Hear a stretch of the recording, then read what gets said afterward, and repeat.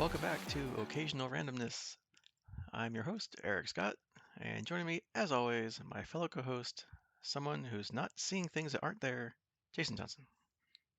Oh, good. For a moment there, I was worried I was seeing ghosts again, but not this time. So okay. I guess to paraphrase the 1984 Ray Parker Jr. song, "You ain't afraid of no ghost." It depends on the ghost.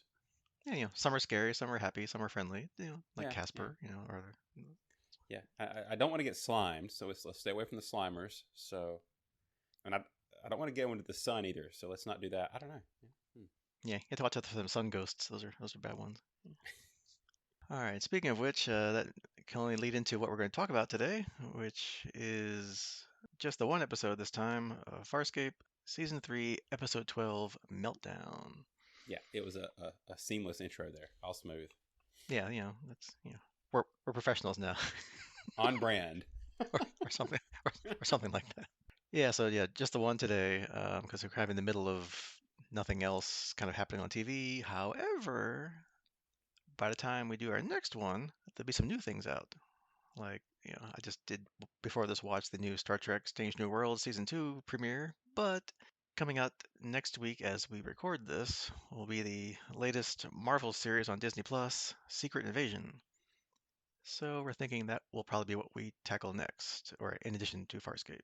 So stay tuned probably next time for, depending on when we do this, at least one episode of Secret Invasion.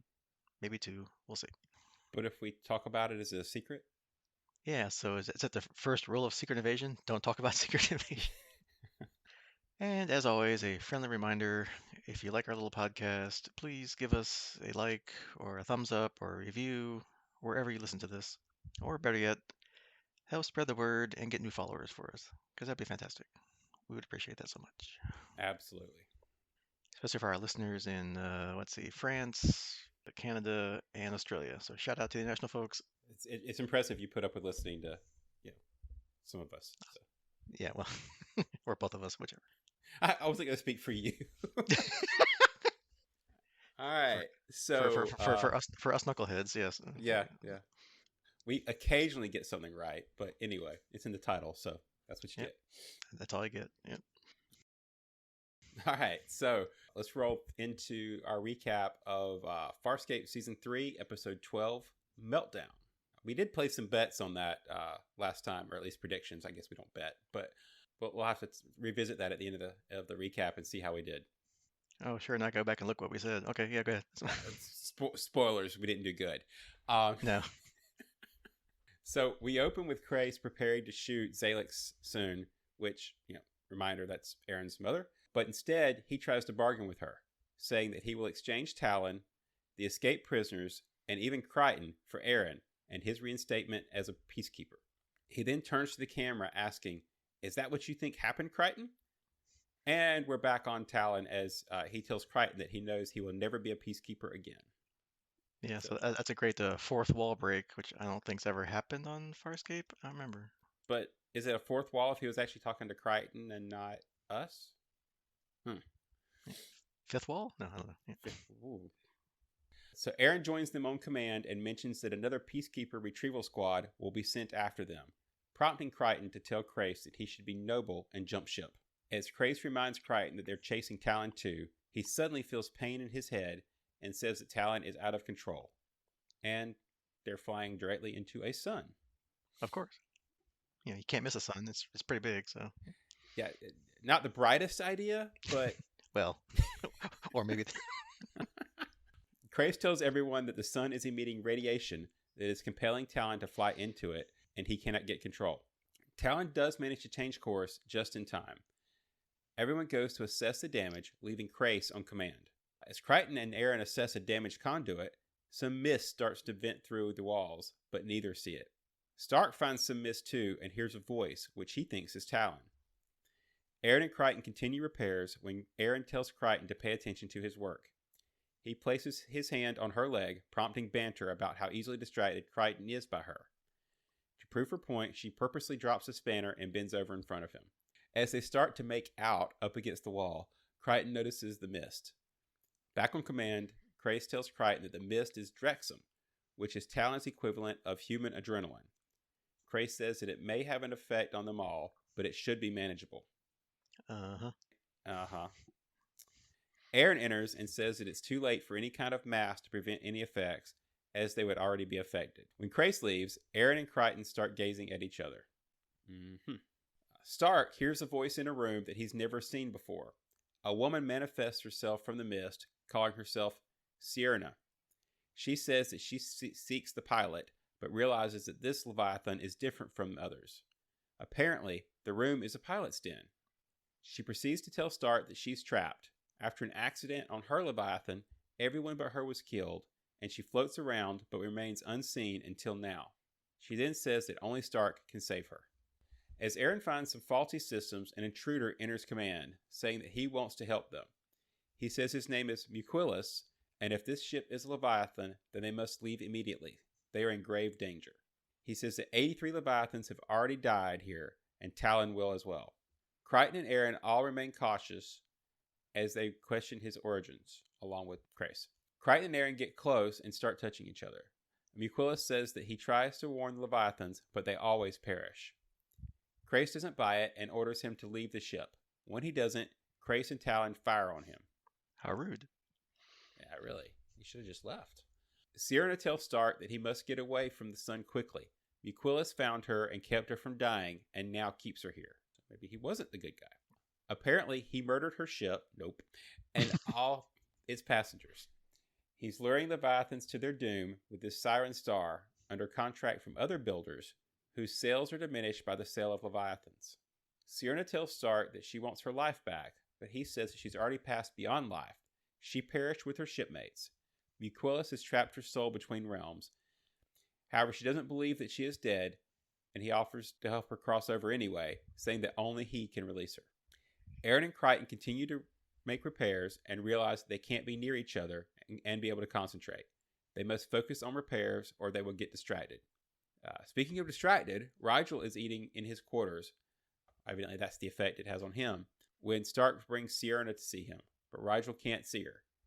He thinks that Stark has gone crazy, and Stark explains that only he can see her. He takes her out of the room when Muquilus comes to take her home. He says that she can't stay here because the ship is doomed, and tells her that Stark can't help her. Sierra tells him that she will stay on the ship, and Stark says that he can free her. Aaron rushes to finish her repairs so that she and Crichton can make out. Just then, Talyn starts to rumble. Apparently, the pulses have changed, and Sierra tells Stark that Muquilus is luring the ship back in. Crace can't change course, and Aaron can't block the pulses out. When Stark goes to the pilot station to try and guide Talyn away, he is caught by tendrils from it. Crace's neural responder dies, and all systems go down. Stark has now bonded with Talyn and guides him away, then tells everyone that they are saved. He soon notices that Sierra has vanished because they've gone too far, and so he goes back to get her. He tells everyone that he is now Talyn's pilot. Crace tells Crichton and Aaron that Talyn must have developed a rudimentary pilot's den, saying that the Leviathan physiology is complex and some genes must not have been filtered out. Crichton goes and shoots Talyn's guidance systems so Stark can't maneuver. Stark gets a DRD to shoot at Crichton and Aaron, but she manages to take it out first. Crace goes to the den, but finds the door locked, so he tries to persuade Talyn that he's trying to help him. Crichton and Aaron are guarding the conduit and decide that they have time to make out. Again? Yeah, it seems to be time for that. Sierra comes back, telling Stark that he's risking everything by returning. He tries to cross her over, but it doesn't work. Rigel continues to eat when Crace comes to him. Rigel begs Crace to shoot him because he just can't stop eating. Crace says that he needs Rigel's help. Stark is a mutineer and has taken Talyn, and he needs Rigel to try and slip through the ventilation ducts. Rigel says that he's not slipping through anything when his stomachs are that size, but Crace tells him that he's captain and is giving Rigel a direct order. Rigel tells him to get close and then bites his ear. And serves him right. Yep. And, in the standard Rigel attack methodology. Muquilus appears and tells Stark that he is stopping Sierra from crossing over. Sierra says that if she goes back, then Muquilus can let Talyn go, but Muquilus says that it's out of his hands. She then leaves with him against Stark's wishes. Talyn has apparently gotten too close, and Stark tells everyone that he can't fight it and apologizes for failing them. Aaron goes to the den where Crace starts to give her orders. He pulls his gun on her when she refuses to help, and she laughs and runs off. Crichton's back on command and tries to get Stark to give him control of Talon's cannon so that he can destroy the lure. Stark starts going over all of his failures when Crichton calls Aaron his Zan and says that he would do anything for her, even die for her. But Stark is killing his Zan. Stark gets emotional and returns some controls. Aaron arrives on command and says that they only have one chance and she will prime the cannon. She convinces Stark to fire the cannon by saying that Zan is speaking through her and it is her wish. Ciaran appears to stop Stark, and Mukulis arrives on command to strike a deal to release them. They refuse his demands, and Talyn fires. Mukulis turns to dust, and Stark crosses Ciaran over.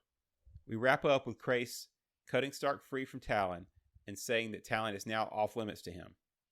Stark says that he knows how Talyn feels and what he thinks about everything, including Crais. Crais tells him that he knows nothing and threatens him with his knife. Meanwhile, Crichton joins Aaron on command, where she tells him that Talyn is better. Since everyone is busy, he says that they have about an hour, and they close the door.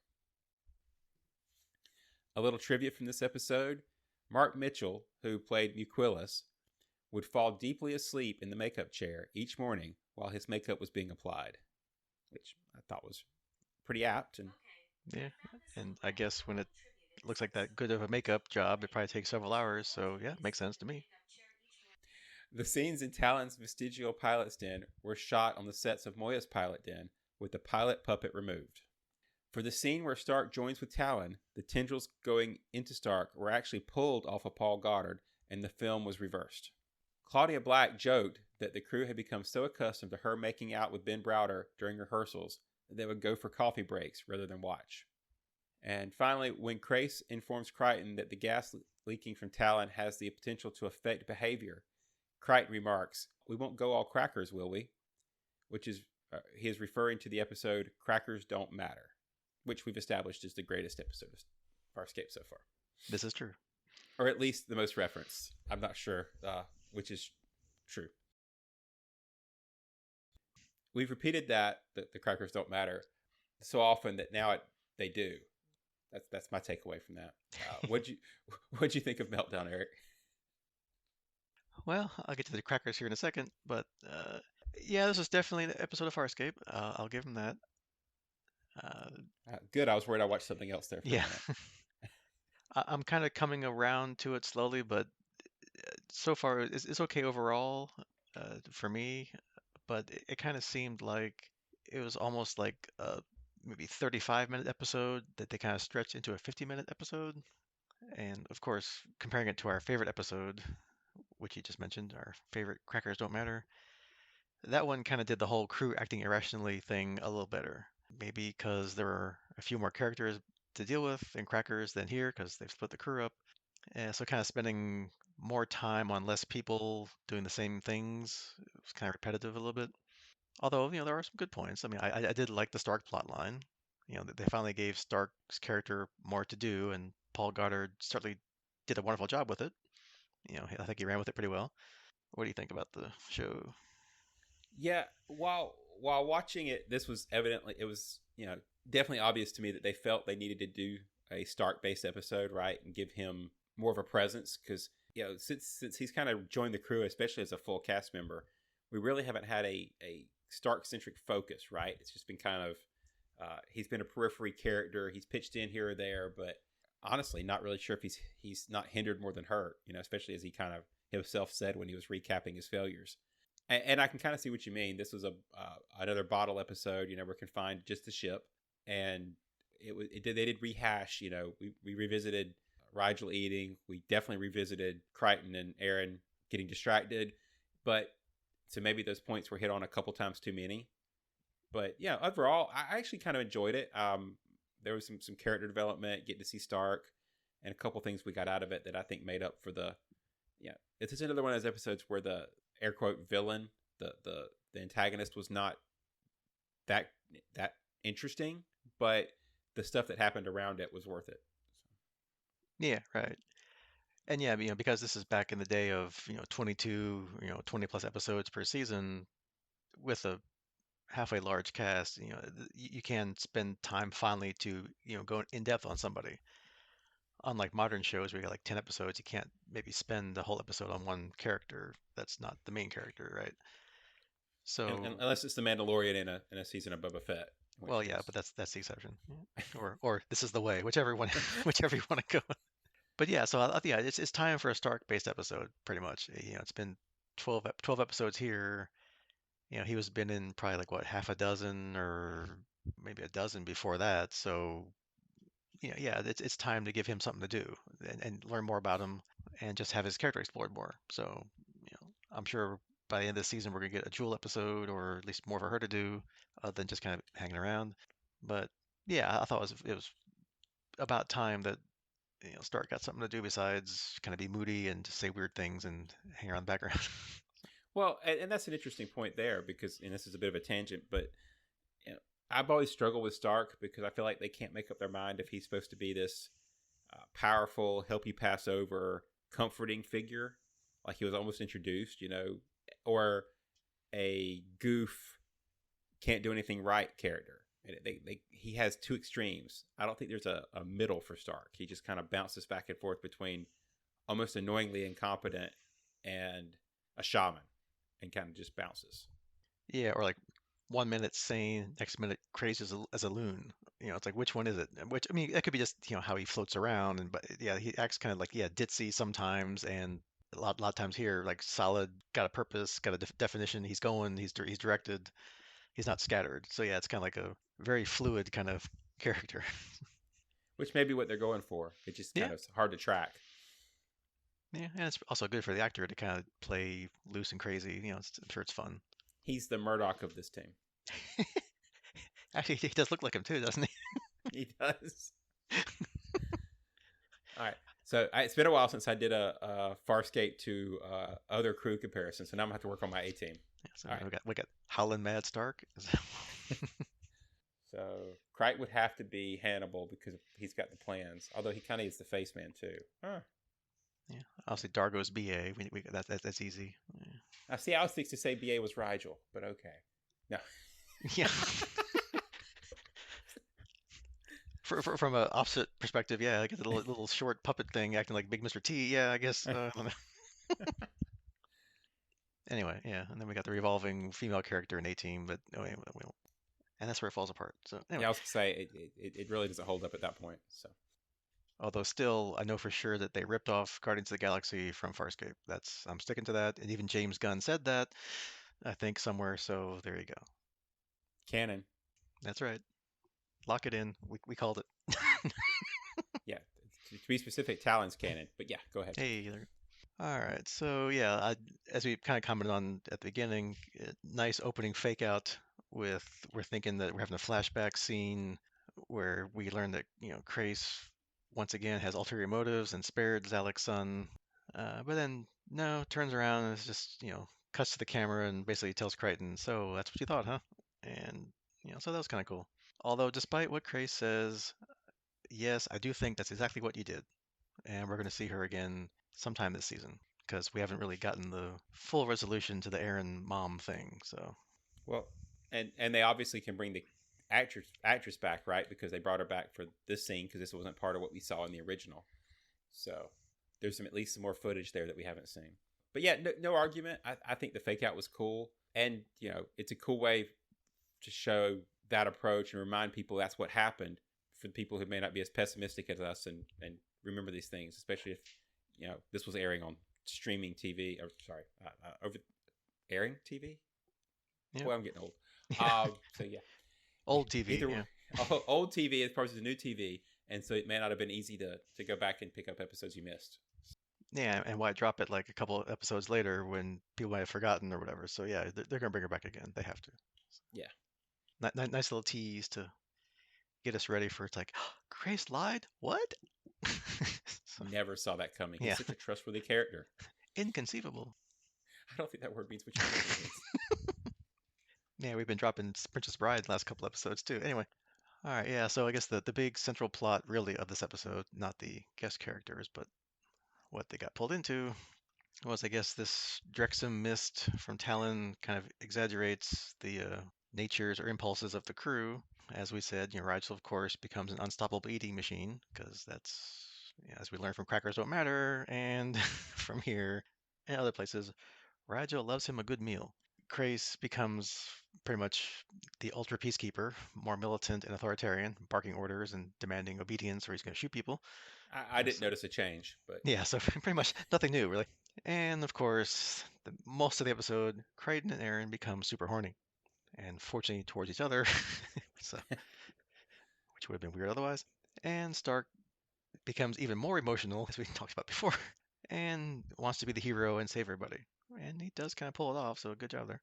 So yeah, great concept, and like we said before, yeah, I think Crackers did it a little bit better, and probably the John Aaron thing had like maybe two scenes more they probably should have, in my opinion. To just kept going on and on. It's like, yes, we get it.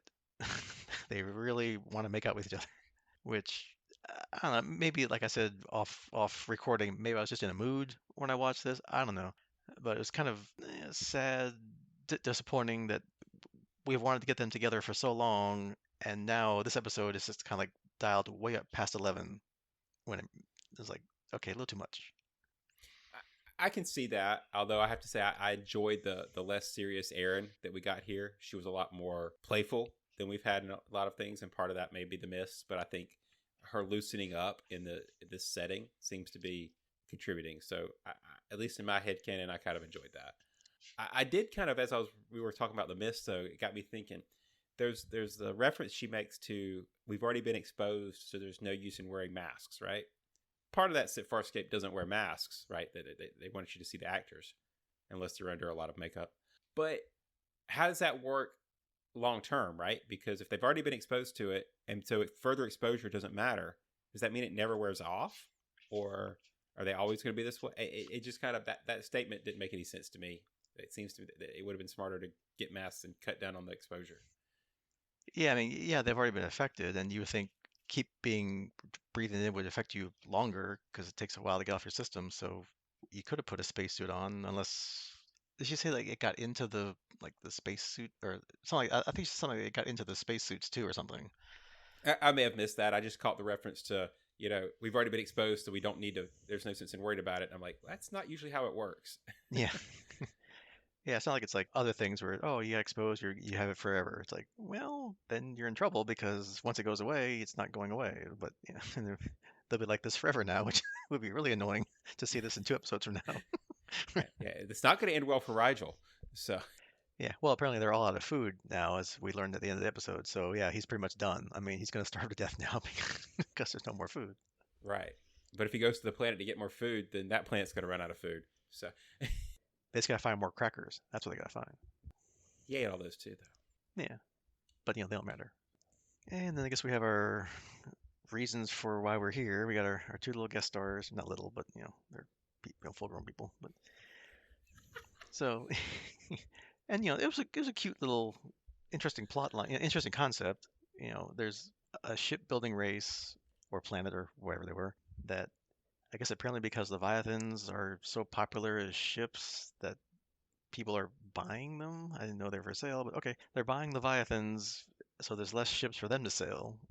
So, hey, let's hire somebody to entrap and destroy Leviathans so that there's be a shortage of ships and we'll make lots of money by selling ours. So, okay, interesting concept. Don't Eh, quite fully understand the whole mercantile buying and selling of Leviathan deal and how many of them there are out there and wherever they're from, but okay, I'll go for it. It's a cool premise. Yeah, actually, I think this is probably one of the. I feel like it's the wasted premise of the show that would have been potentially more interesting than even the behavior modification and all the drama with the she can't cross over thing, because I think there's some potential for some interesting stuff of back history on Leviathans and other ships, right? But I don't know that it will get to revisit it. I think that's an interesting concept that there's other ship makers out there that are competing with Leviathans, but Leviathans are so much better. But yet we don't run into that many Leviathans. We see Moya and Talyn, but we really haven't came across a whole lot of Leviathan ships that we're seeing them interact with. Yeah, and like the Leviathans from the one episode where with Zan and Pilot met like the creators of Leviathans, like the designers, the whatever genetic people that created Leviathans. Okay, so they made them and then they just I guess they're off on their own. They can breed themselves because I guess that's how it works. I mean, they're biological, so that's how new biological things get created. But I'm just picturing like, is there like a Leviathan ranch, like a Leviathan like used car dealer? It's like, hey, check this out, low mileage. I got like I just don't Well, understand. no, we know the peacekeepers are doing something with them to keep their stock up. But yeah, I guess that means there's a private industry out there breeding leviathans as well, which is interesting. Again, there's a potential here that I would have liked backfilled. So Yeah, we could have maybe somebody, gone more into that, but yeah. yeah, I need to reference the Farscape technical guides and figure that out. Yeah. I'm sure somebody's got those. And apparently he's been around. Mukulas has been around long enough to entrap somehow 83 other Leviathans. So I mean, he's I guess made a good dent in the in the sales there. I don't know. Yeah. And not to gloss over it and not to jump to the end, but I do have questions about what happened to him. How is he tied to the lure? Because they shoot the lure and it kills him. So there's Mukulas questions there too. Mhm. Yeah. Well, and speaking of which, apparently he's just your plain old pervert by somehow keeping Sierjna, whatever we said that 14 different ways, but that's anyway her soul or life force for I don't know how long because we don't know how long he's been there. I mean, I guess if you're out there killing 83 leviathans over some period of time, it's probably long and lonely, and you need some companionship, right? I don't know. Yeah, yeah. Like you said, based on the rate of, the frequency of leviathans, which we just determined was not that many, and for the number he's killed, there must have been a good amount of time that he's been out there luring them in. So he needed some company. Yeah, and like whatever powers he has to be able to keep somebody from dying, which is kind of like the opposite of Stark, who can let them release themselves. So it's kind of interesting. Yeah, But he's an yeah, I mean he's anti-Stark. like he's kind of like appears and disappears. So is he like an energy kind of being? Is he corporeal? I don't know. It's they didn't really go into it, but He reminded me a lot of, was it Maldrus from the first yeah. season? He kind of reminded me of that with his powers, but But in the end, how powerful is he when he can just be killed by a blast from a little baby Leviathan? So anyway, and it wasn't even him that got blasted. It was something. yeah. So Hmm. maybe it like sent him back to wherever came from, or maybe my own head canon, haha, canon that some other dimension or something. But who knows? Yeah. Maybe we'll see him again. Probably not. And we do learn some new things about our little Leviathan buddy here. That apparently Kratos is like, yeah, I guess we didn't quite breed everything out of the our version of a Leviathan. So apparently Talon's developed his own little pilot's den, which is cool. Although I guess it's not so rudimentary that it doesn't work. So I mean, Stark did manage to join with him, and it succeeded. He basically became the pilot of Talon. Kicked Krace off of his little melding, mind melding, or whatever they have there. Which I have questions about, right? Because I always thought that only pilots could become pilots, which is why Erin's good at it because she now has pilot merged DNA. See, DNA monster? DNA. Mad Anyway, scientist. Yeah. yeah, that's it. No, it's a monster. DNA mad scientist. See that episode. Or don't. Just take our Yeah. word for it. Don't please don't. Uh, Yeah. but, but yet, on, and maybe it's a special thing with Talon, but Stark, who's shown no pilot history, all of a sudden can now become a pilot. So I think that's an interesting thing. Is he permanently bonded like pilot and he can't leave? If he were to retain the role, how does he get nutrition? Anyway, there's some fun stuff there too. Yeah. Although at the end, Krace cuts him out, so I guess it's not painful like when Pilot got removed from Moya and he was like screaming and went, oh, it's catatonic and almost died. So I guess, or he was there for a long time too. So maybe if, yeah, so it wasn't quite the same as a real pilot, which obviously Krace also isn't the same as a pilot. He's got like the little neuro chip thing in the back of his head or whatever. So yeah, it's a little different. So I guess, yeah, Talon's got a little different set of rules because he's not quite a real Leviathan or a full Leviathan, I guess you should say. So, Yeah, he's a real boy. yeah. But then apparently we learned from his couple hours worth of bonding there with Talon that he knows what Talon thinks about Krace. And apparently from Krace's reaction that he didn't really appreciate that too much. So I'm guessing Talon doesn't really like Krace. Surprise there. Yeah, I think that may be the best thing to come from this episode, at least from a moving the show forward. And I'm hoping that um, that'll come up again when we revisit this half the crew. Yeah, because they've pretty much alluded to it on and off since we've seen Grace and Talon that yeah, they don't really have a harmonious bonding. It's more like, constant headbutting and obviously Crace, the control freak, wants to be in charge and demand everything. I'm sure Talon, being the young, I guess, adolescent or whatever, wants to be like his own person, his own Leviathan, right? So it's interesting. We'll see. I'm sure it's going to develop obviously because they don't keep dropping these hints every so often. So there's going to be some kind of, I don't know, ultimate or penultimate thing going to happen here, and it's probably this season sometime between the two of them. Right. And I guess, yeah, speaking of fun scenes, I guess besides eating all the food on Talon, which we talked about, Rigel does get his little moment to shine, where Krace comes in all blustery and ordering Rigel around, and basically Rigel tells him to go frill himself, and he's not going to do anything. And then when Krace gets too close to him, he bites him on the ear. So good job, Sparky. You go, boy. You'd think by now the crew would know not to get within biting range, but maybe Crace didn't get the memo, being less exposed to Rigel. But I also wanted to mention that while it may be overused in some episodes, I think they use just the right amount of helium jokes in this episode. So that was some interesting points there as he continued eating. Yeah, I almost forgot about that, but yeah. So, once again, we keep bringing that up, so to speak. That yeah, Yeah, and then he went to his room and brought some other stuff up. So yeah, right. But yeah, it was funny. It's like, please shoot me. I can't stop eating. Like, well, that's a little extreme there, buddy, but okay. I guess that shows what his ultimate desire is, right? So Yeah, it's like, you can't get like locked up. You can't be tied down. No, go ahead and kill me. Because, like, yeah. although now I'm picturing, you ever see Meaning of Life from the Monty Python movie? No, I've never actually watched that one. I Okay. stuck with Holy Grail for most of my watching. Because there's one, it's a bunch of skits. So there's one towards the end, or actually, it is the end, where this like big, huge guy goes to a restaurant and just basically like eats everything in the restaurant. And then he's like, I'm full. And the guy's like, how about your final, like, after dinner mint? And it's like, no, I can't. Here, just one little mint. And then, okay. And he eats it, he blows up. But, so that's what I was kind of thinking what happened with, he's like, gonna be like, big swell tummy, like, I'm gonna blow up if I eat anything else.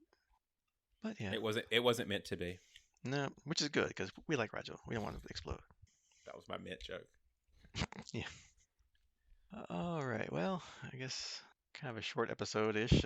Anything else you wanted to mention that we didn't talk about? I mean, overall, yeah, I mean, it was okay to good, I guess. Just some parts went on a little bit longer to me than they probably should have. Yeah, I think I enjoyed it more than you did. Still not a top 10 episode. I mean, it was just kind of a good middle episode. But I think I'm discovering that I enjoy this crew more than I do the other one. You know, so throwing us back on Talon with the Talon crew is more. I don't know. I think they're more interesting to me. So it'll be interesting as we go back next time to the other crew. See if I feel that way again. But Yeah, because there's more conflict or potential conflict on the Talon crew. Maybe next episode we'll see if it changes to the other side. But yeah, it seems like and plus there's John and Aaron, which we've wanted for like 2.5 seasons now. So yeah, I am really looking forward to them getting back together and the multiple Johns figuring their way out. Right, part that's going to be interesting to me. yeah, or seeing Moya John's reaction to, oh, that's what I thought was going to happen. Great. You know, now they're a couple. I'm not. Thank you.